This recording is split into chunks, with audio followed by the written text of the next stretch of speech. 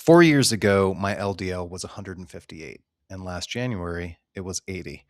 Same body, same statin that I've been taking for a while, 30 pounds lighter at one point, and that didn't fix it. What finally moved it wasn't motivation or tricks. It wasn't supplements. It wasn't a cleanse. It was pulling two levers hard: saturated fat way down and fiber way up, and watching the labs like an engineer. If your LDL is sitting in the 130s, 150s, maybe higher, and you're over 40, this isn't theoretical. This is exactly what changed my numbers and what didn't. Okay, so let me show you some proof real quick. So I have lowered my total and LDL cholesterol, two big deep dives twice in my life, generally starting in the upper 150s. And then the two got into the 90s, the first one, and then the second one got down to 80, which is my lowest ever. So how did I do this? Going back in time, I stopped guessing and started testing. And my original testing was actually using the finger prick, do your own cholesterol. And it always came back in the 230s and for my total cholesterol. And I thought that was some kind of mistake. And I was trying to pair that to how I was eating and stuff. And not until I actually went to my doctor in like 2022 and got a real full panel. And then that number matched, that I was like, oh, this homemade test all along was totally working. And my cholesterol was super high. And then my doctor saw that as well and was like, you need to get put on some medication to deal with this because it's going to be a problem.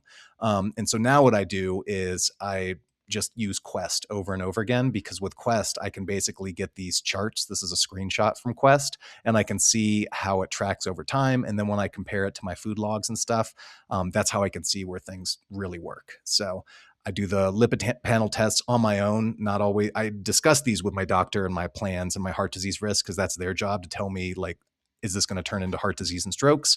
But for me, kind of like similar to like weight loss, I need to have a metric to follow to see if my actions are doing anything. And when I get this Quest panel, I just focus on total cholesterol and LDL. I ignore everything else. And this is not a thing about why we do that or why I care, but like this, I pretty much just mainly care about LDL. And the studies around it showing how it links to things. And it's a metric I use similar to weight. It's not perfect. Neither is weight as a metric with the scale, but it works for me. So, and I found by comparing that chart to what I was eating and what I was doing in my life, if my LDL was going up, it's because I wasn't caring about the things that I ate originally to make it drop.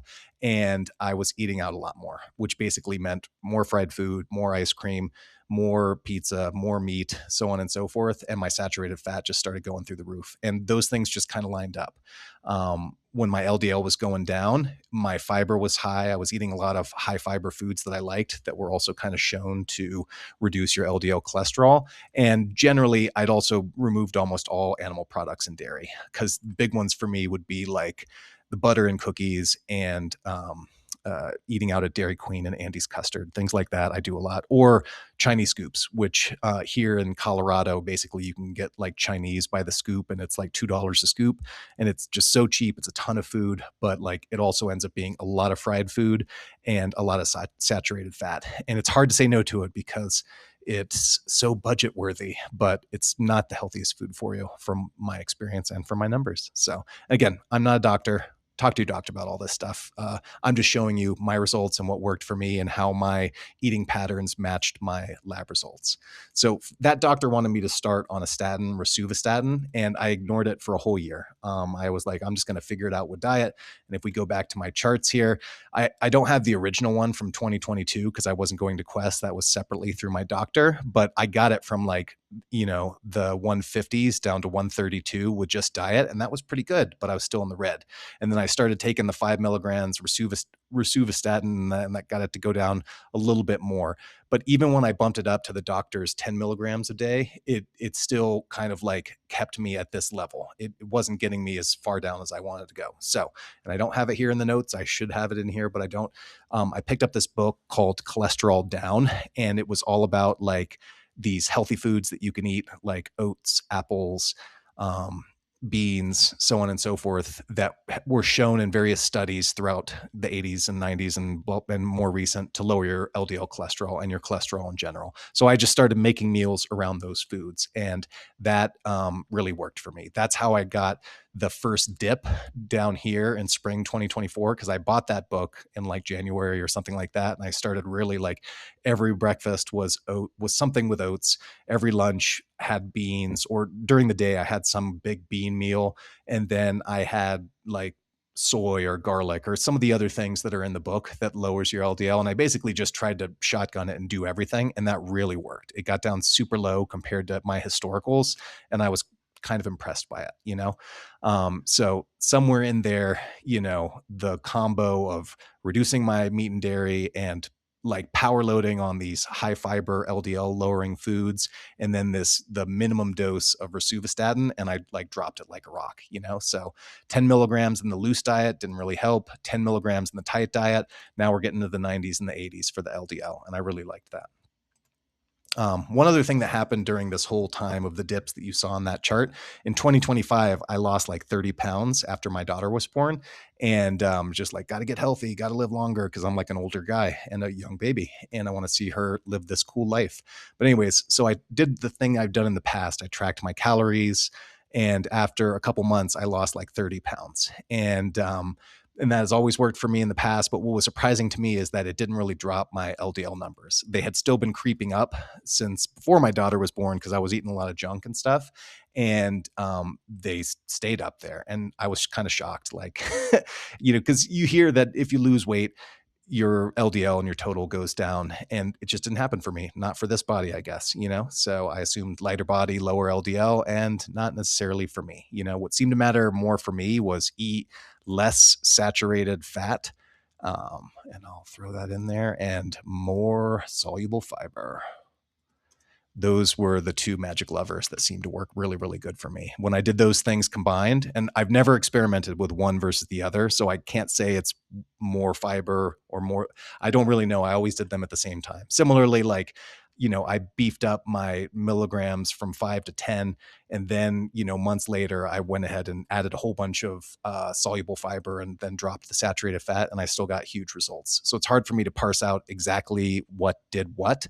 But I do know that like these things were both needed together to get both of those dips. I didn't have these two things for the last time when things were rising up right here. But I was consistently doing the 10 milligrams a day. So I do know that like, if I don't pay attention to my diet and I just keep doing the same 10, it will eventually keep creeping up. So that's what I found out for me. What changed in that second dip that you saw there was I decided to do a Fiber Max cut to try and lose some weight. And fiber maxing is just trying to eat your minimum grams of fiber a day, which is like 38 grams. And that's what I tried to do. But I went kind of crazy with it. I went to 50 grams a day to sometimes like 60 or 80, because I had all these meals that I had developed following the cholesterol down book. Not so much meals from that book, but like using the main oats or beans. I just developed super high fiber version meals. And that's what I did. And I was like super stuffed the first week eating this way, like getting up to 50 to 60 to 80 grams of fiber a day, sometimes 90. I started experimenting with Fiber One cereal, which is not a ton of soluble. It's mostly insoluble fiber. So I don't know what that does for LDL cholesterol, but it's got a lot of fiber. So I experimented with that too. And I loved it actually because it was so crunchy. And I like crunchies in more like sweet soy milk cereals, so on and so forth with berries. Anyways, for me, it's really good. I also, during that 2 weeks, again, I just pulled all the levers. I went fully vegan. And after that 2 weeks, I got to my second lowest hit and my lowest hit of all time for my LDL of 80. And that was big for me. And then that was kind of proof of concept, like for me, the statins helped and they got me a little bit lower. But if I wanted to go all the way, I had to get serious about all the levers, like saturated fat and soluble fiber, specifically oats, beans, berries, and apples, things like that have shown to work. Like I had to do everything all together to really get the effect, including flax. I like my flax and my chia seeds. So, you know, in addition, I had to kind of, to an extent, like eliminate some of my trigger foods. When I was doing the vegan, that was easy because then that basically meant no Dairy Queen runs, no Chinese takeout. And that's kind of the point here, is that it wasn't just by doing the vegan, it wasn't just the pure vegan. It was also Dairy Queen I mean, it has a vegan dilly bar, but I don't like those. So I stopped going 100%. So that was just a huge amount of just ice cream in general gone, and a huge amount of other like fast food and things like that are not super healthy. All that had to go because they didn't really have vegan options that I liked. And so again, another confounder in the data, but this is what worked for me. And these are the levers I pulled, and these are the results that I got. It wasn't super duper extreme. I just kind of kept it focused. And if I wanted to go even lower, which let me tell you about this really quickly. So I found a vegan physician on plantphysicians.org. There's some website that like kind of coagulates all the vegan physicians out there. And if you want to go see one and then work on your cholesterol with them, well, that was the theory. So I went to go see this guy, and told him about my situation, my diet, my ups and downs with cholesterol and all that kind of stuff, and how I was interested in tapering off my statin. And he's like, yeah, we can do that if you can get your total cholesterol under 120. And then we'll slowly taper off the statin. And that that totally shocked me. And when I looked at him, this was a healthy guy. Like, he was a slightly older guy, but he looked really clear of mind, and he did not walk with any imbalances. And I noticed that because I have other friends that are older, and they look frail. They look like they're going to fall over in a wind. And he did not have that. He moved very steadily, and I was impressed by that. And then I kind of pushed him to tell me about what he ate, and he talked a little bit about it, like half his plates are going to be whole starches, half his plates are going to be produced. I mean, even Chipotle was too salty for him, and he stopped going, or he, as he called it, he brought his own rice, which I thought was kind of cool. But he labeled it as not just, he didn't call it vegan. He said it was whole food, plant-based, which is a term you probably heard, but it's the whole food part of it, I think, that's really kind of key. And the fact that it comes from plants.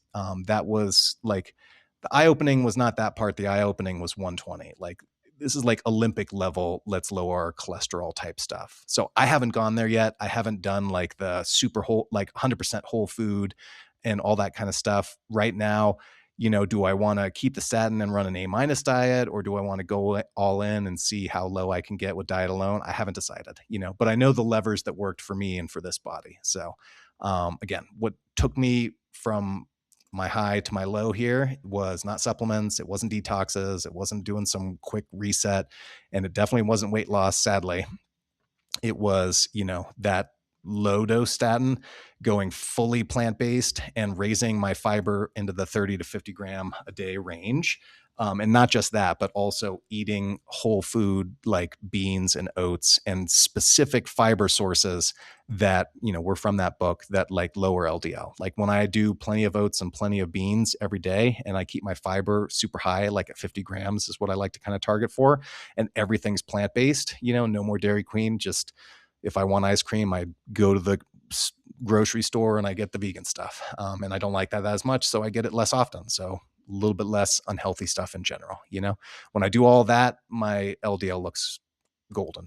So in closing, I'm 47. I'm trying not to win a nutrition argument here. I'm trying to be healthy long enough to see my daughter grow up. That's the goal here. So for me, cholesterol, it's a system.